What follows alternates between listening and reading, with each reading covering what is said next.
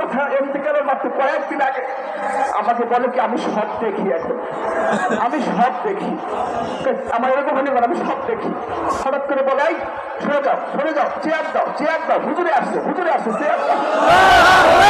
আমি আশ্চর্য হয়ে গেছি, রাসূলুল্লাহ পীর ছিলেন, এমন পীর রাসূলুল্লাহ পীর, শুধু ফাতেহ আলী রহমাতুল্লাহ আলাইহি যেমন পীর ছিলেন, আমার পীর সেমন পীর ছিলেন। আল্লাহ পাক তাকে জান্নাতের আলামত নসিব করেন, তার কবর আযাবকে আল্লাহ মাফ করে দেন, কবরের সওয়াবকে আল্লাহ সহজ করে দেন, এই তো আমি চাচ্ছি।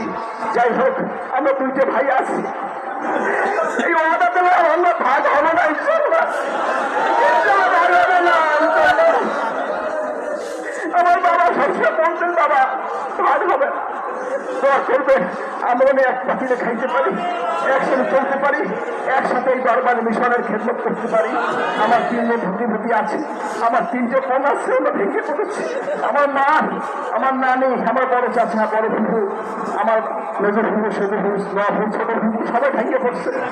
আপনারা তাদের জন্য দোয়া করবেন, আল্লাহ পাক তাদেরকে সবে জমিন একটু তৌফিক দান করেন। ভাইয়ারা আছে, আমার ছেলে মোহাম্মদ, নেসারের ছেলে আনাস, সবচেয়ে দুঃখ মেয়ে হয়েছে, আপু দেখতে পাওয়া নাই।